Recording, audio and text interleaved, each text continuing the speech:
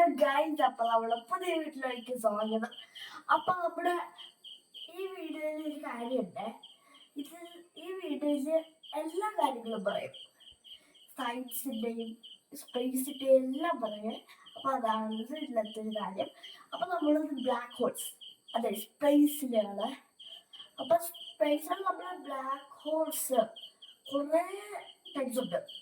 ചിലവരൊക്കെ കേട്ടിട്ടുണ്ടാവും, പക്ഷെ ചിലർ കേട്ടിട്ടുണ്ടാവില്ല. പക്ഷെ കുറെ ടൈപ്സ് ഉണ്ട്. ഈ കുറെ ബ്ലാക്ക് ഹോൾസ് ഉണ്ട്. ഞാൻ കുറച്ച് പേരാണ് പറയാം. സാട്രസ് JL1068.68 അപ്പോളോ എക്സ്, അതൊക്കെ നല്ല വലിയ ബ്ലാക്ക് ഹോൾസ് ആണ്. ഈ ജെ അത് അതിന്റെ അത് അത് ലോകത്തിൽ ഏറ്റവും വലിയ ബ്ലാക്ക് ഹോൾ ആണ്. ഇപ്പൊ എക്സാമ്പിൾ ആയിട്ട് ഒരു ബ്ലാക്ക് ഹോൾസിന്റെ ഒരു കാര്യം പറയട്ടെ. ഇപ്പൊ നമ്മളൊരു ബ്ലാക്ക് ഹോള് സങ്കല്പിക്കുക. നമ്മളൊരു ബ്ലാക്ക് ഹോളായി ഈ ജൂപ്പിറ്ററിന്റെ അടുത്തേക്കുവാണ്. നമ്മൾ സൈസ് നോക്കണ്ട, ബ്ലാക്ക് ഹോൾ ആണെങ്കിൽ സൈസ് നമ്മൾ നോക്കണ്ട, ആരായാലും വിടുക. ഇപ്പോൾ ഒരു കുഞ്ഞ് ജയൻ അത് വെച്ചാല് സൂര്യൻ തന്നെ വെളിയിലേക്ക് വരും. അതാണ് ബ്ലാക്ക് ഹോൾസിന്റെ പവർ. അപ്പോൾ ഈ ബ്ലാക്ക് ഹോൾസ് എങ്ങനെയാണ് ഉണ്ടാകുന്നത് ചോദ്യം ഞാൻ പറയാം. ഈ ഉള്ളതിൽ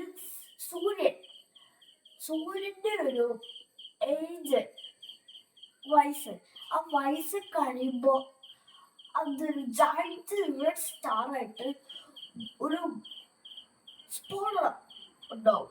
സ്പോളർ മീൻസ് ബൂം, ഒരു സൂപ്പർ നോവ വേണ്ടി വരും. ആ സൂപ്പർ നോവ ഉണ്ടായിട്ട് ആ സണ്ണിന്റെ കോറ് മാറ്റുണ്ടാവും. ആ സ്റ്റാറിന്റെ കോറ്, ആ കോറിന് സൂപ്പർ നോവ സംഭവിച്ചാൽ അത് കുഞ്ഞു ബ്ലാക്ക് ഹോൾ ആവും.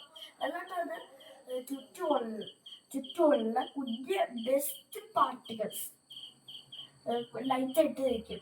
ആ ലൈറ്റ് ആയിട്ടുള്ള ഡസ്റ്റ് പാർട്ടിക്കിൾസിന് അത് വലിച്ചെടുത്ത് ചുറ്റും ഇങ്ങനെ റിങ് പോലെ ഉണ്ടാവും. അങ്ങനെ ഉണ്ടായി ഒരു ബ്ലാക്ക് ഹോൾ ഉണ്ടാവും. ബ്ലാക്ക് ഹോൾസ് ശരിക്കും നമ്മൾ കണ്ടുപിടിച്ചിട്ടുണ്ട്. നാസയാണ് കണ്ടുപിടിച്ചത് കൂടുതലായിട്ടും. ഇപ്പൊ വേറൊരു ഫാക്ട് പറയട്ടെ.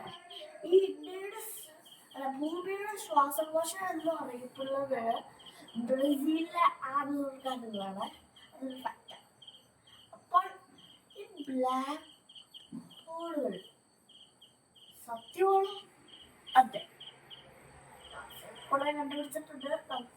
അപ്പോൾ നാസ കണ്ടുപിടിച്ചിട്ടുണ്ട്. അപ്പോൾ അവരുടെ വീഡിയോ കഴിഞ്ഞു. Bye bye. സബ്സ്ക്രൈബ് ചെയ്യണം, ലൈക്ക്, കമന്റ് ചെയ്യണം. കമന്റ് നോക്കുന്നുണ്ട്. അപ്പോൾ ബൈ.